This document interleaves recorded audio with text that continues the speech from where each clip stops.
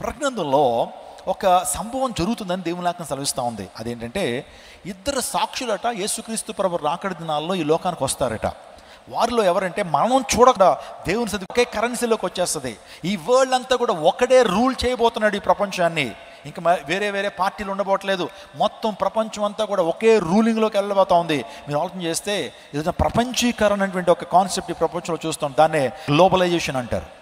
1991లో globalization policy అనేది introduce చేయబడింది. LPG policy, liberalization, privatization and globalization. So ఈ ప్రపంచం అంతా కూడా ఒక హబ్గా మార్చి పడిపోలేదు. ఈ రోజున ఇంటర్నెట్ ఈ ప్రపంచాన్ని అంతా కూడా చిన్న గ్రామంలా మార్చేసింది. ఎక్కడో అమెరికాలో ఉండొచ్చు, కానీ ఇక్కడ ఇండియాలో ఉంటున్న వ్యక్తులతో టెలికాన్ఫరెన్స్లో మాట్లాడచ్చు, నేరుగా మాట్లాడచ్చు. ఏదో దూరంగా కనబడుతున్నాయి, కానీ ప్రపంచాన్ని అంతా కూడా ఇంటర్నెట్ ఒక చిన్న కుగ్రామంగా మార్చేసింది. That is what globalization. ప్రపంచం అంతా కూడా ఒకే రాజ్యం మనకు అవుతా ఉంది, ఒకే కరెన్సీ రాబోతోంది, ఒకే పొలిటికల్ పార్టీ రాబోతా ఉంది, ఒకే డిక్టేటర్ ప్రపంచాన్ని ఏలుబడి చేయబోతున్నాడు, ప్రపంచాన్ని ఏలుబడి చేస్తున్నాడు. వాడే కంట్రోల్ చేస్తాడు, ఒక్క ప్లేస్లో కూర్చుంటాడు, ప్రపంచాన్ని అంతా ఏలుబడి చేస్తున్నాడు. Is it possible are not? And ఈ రోజున ప్రపంచంలో అందరినీ ఒకే ప్రాంతంలో నుండి చేయకూడదా? నువ్వు ఇంట్లో కూర్చుంటావు, ఆఫీస్లో వాళ్ళు అందరూ కూడా కనెక్ట్ అవుతారు, వర్క్ ఫ్రమ్ హోమ్ అంటావు, చక్కగా నువ్వు జాబులు చేస్తున్నావు. ఎలా? అది ఇంటర్నెట్ గురించి దేవుని వాక్యంలో ఉంది, గ్లోబలైజేషన్ గురించి దేవుని వాక్యంలో ఉంది. ఇద్దరు సాక్షులు వచ్చి వారు దేవుని స్వార్థ ప్రకటిస్తున్నప్పుడట, అంత్యక్రీస్తు వారిని నడి రోడ్డు మీద చంపుతాడట. చంపినప్పుడు వారి యొక్క దేహాలు, వారి యొక్క పార్థివ దేహాలు ప్రపంచంలో ప్రతి నేత్రం చూస్తుంది. ప్రపంచంలో ప్రతి ఒక్కరూ కూడా వారిని చూస్తారని దేవుని లేఖలో రాయబడింది. ఇప్పుడు ఎలా సాధ్యం? క్రీస్తు శకం 92వ సంవత్సరంలో ప్రకటన రాయబడింది, యోహాన్ రాశాడు. అప్పటికి ఇంటర్నెట్ లేదే, అప్పుడు టీవీలు లేవే, అప్పుడు కంప్యూటర్లు లేవే, ఈ టెక్నాలజీ ఏమీ లేదు, ఫోన్లు లేవు, ఏమీ లేదు. కానీ దేవుని వాక్యం చెప్తుంది, ఆ టైంలో ప్రతి నేత్రం కూడా చూస్తారు.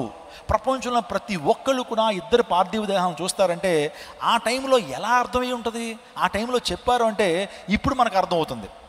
ఎక్కడో అమెరికాలో జరుగుతున్న ఫుట్బాల్ మ్యాచ్ని మనం ఇంట్లో ఉండి చూస్తున్నామా? ఎక్కడో ఇంగ్లాండ్లో జరుగుతున్నటువంటి లార్డ్స్ అనేటువంటి మైదానంలో క్రికెట్ మ్యాచ్ జరుగుతుంటే ఇక్కడ మనం చూడలేదా? అదే ఆస్ట్రేలియా మెల్బోర్న్లో ఏమంటే ఎంసీజీ గ్రౌండ్స్లో జరుగుతున్నటువంటి ఆ క్రికెట్ మ్యాచ్ని మనం ఇక్కడ చూడలేదా? ఎలా చూస్తున్నాం? Live coverage. ఈరోజు ఇక్కడ నేను చెప్తున్నాను, ఈరోజు అమెరికాలో ఎవరైనా సరే పాలిమాన్యుల్ యూట్యూబ్ ఛానల్ ఓపెన్ చేసి ఈ వాక్యాన్ని అంతా నేరుగా వారు వినొచ్చు. అమెరికాలో ఉన్నా సరే మనం చూడొచ్చు. ఇది ఇంటర్నెట్ వల్ల సాధ్యమైతే ఆ లేఖనం ఎలా నెరవేర్చబడిందో మనం చూస్తున్నాం. అది ఖచ్చితంగా నెరవేర్చబడింది through internet, through live coverages. Such a beautiful thing it is. దేవుని వాక్యం ఎంత అద్భుతమైనదో మీకు అర్థమవుతుందా? దేవుని వాక్యం అభూత కల్పన కాదని, అసత్యం కాదని మీకు అర్థమవుతుందా? యేసు ప్రభు రాకడ దినాల్లో జరిగే సంభవాలని కూడా ఈరోజు నెరవేర్చబడుతున్నాయి. అనేకుల్లో ప్రేమ చల్లారుతుంది. మీ యుద్ధాల గురించి, యుద్ధ సమాచారాల గురించి మీరు వింటలేదండి? యుద్ధాల గురించి ఇంకా రష్యాకి ఉక్రెయిన్కి వార్ జరుగుతూనే ఉంది. ఇజ్రాయెల్ వార్ హిజ్బుల్లా తీవ్రవాదులకి, ఆ తర్వాత ఇంకా హమాస్ తీవ్రవాదులకి, హుతుల్లా ఆ రెబల్స్కి జరుగుతూనే ఉంది. నిత్యము జరుగుతున్న యుద్ధాల గురించి, యుద్ధ సమాచారం గురించి వింటలేదు. ఎక్కడ యుద్ధ వాతావరణం? కుటుంబాల్లో యుద్ధం, రాష్ట్రాల్లో యుద్ధం. రాజకీయవేత్తకి మరొక రాజకీయవేత్తకి పడదు, ఒక రాష్ట్రానికి మరొక రాష్ట్రానికి పడదు, ఒక కుటుంబానికి మరొక కుటుంబానికి పడదు, అత్తకి కోడలకి పడదు, తోబుటూలకు పన్నెండు పరిస్థితి. యుద్ధ వాతావరణం ఈ రోజున. యుద్ధాల గురించి యుద్ధ సమాచారం. కరువులను నేను ఒక వీడియో చూశానండి. నిజంగా ఆఫ్రికా దేశంలో ఒక ప్రాంతంలో మురికి నీళ్ళు తాగేస్తున్నారండి. వాళ్ళు మురికి నీళ్ళే. ఆ నీళ్లు కనీసం మనం ఇలా చేత్తో కూడా ముట్టుకోమండి. వాళ్ళకి ఒక గ్రామంలోనట వారికి అదే నీళ్ళు వస్తుందట, అదే నీళ్ళు ఉంటాయి. మురికి నీళ్ళు అలా డైరెక్ట్గా తాగేస్తున్నారండి. ఎందుకంటే నీళ్లు లేవు అక్కడ. చాలామంది నీళ్లు లేక వారి సొంత మూత్రాన్ని కూడా తాగడానికి వెనుకం చేయట్లేదట చాలా ఆఫ్రికన్ నేషన్స్లో. కానీ దేవుడు మంచి చక్కటి నీళ్లు మనకి ఇస్తున్నాడు. అందులో బట్టి దేవుని స్తుతించాలి. కరువు, ఆత్మీయ కరువు, వాక్యపు కరువు. నిజంగా ఈరోజున ఆత్మీయ కరువు ఏర్పడుతూ ఉంది, వాక్యపు కొరత ఏర్పడుతూ ఉంది. ఇవన్నీ ప్రభు యొక్క రాకడ సూచనలు అనే విషయాన్ని నేను జ్ఞాపం చేస్తున్నాను. అందరికీ శుభవార్త. ప్రతి ఆదివారం 10,000 మంది ఒక చోట చేరి దేవుణ్ణి ఆరాధిస్తున్న జీవం గల దేవుని సంఘం. స్వస్థత, విడుదల, అభిషేకం పొందాలనుకుంటున్నారా? దురాత్మ శక్తుల నుంచి విడుదల కావాలా? ఆర్థిక ఇబ్బందుల నుంచి విడుదల కావాలా? సంతానలేమితో బాధపడుతున్నారా? కుటుంబ సంక్షేమం కొరకు ప్రత్యేక ప్రార్థనలు కోరుకుంటున్నారా? శాంతి లేక ఆత్మహత్య చేసుకోవాలనుకుంటున్నారా? నిజమైన ఖచ్చితమైన వాక్యం చేత బలపడాలని ఆశిస్తున్నట్టయితే రండి. క్రైస్ట్ టెంపుల్ మీ కొరకే.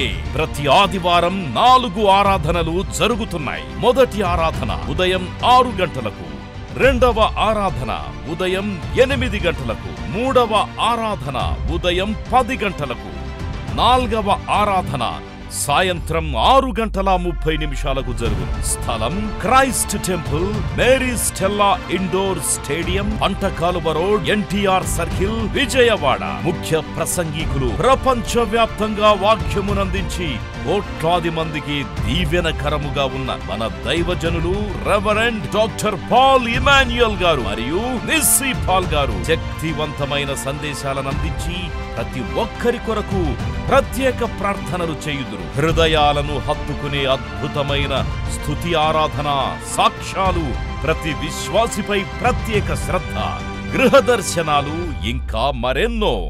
ప్రతి ఆరాధనలో వేల మంది ప్రజలు పాల్గొంటూ ఆత్మీయముగా బలపడుచున్నారు. పాటలు, ఆరాధన, వర్తమానముల ద్వారా దేవుని ఆత్మీయ కార్యములు అనేకులు పొందుకుంటున్నారు. విజయవాడ చుట్టుపక్కల ప్రాంతాల నుంచే కాక వందల కిలోమీటర్ల దూరం నుంచి ప్రజలు వచ్చి ఆత్మీయ మేలులు పొందుచున్నారు.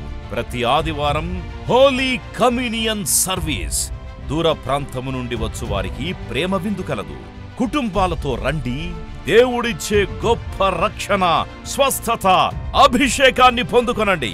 రండి, మీ దుఃఖము నాట్యముగా మార్చబడును.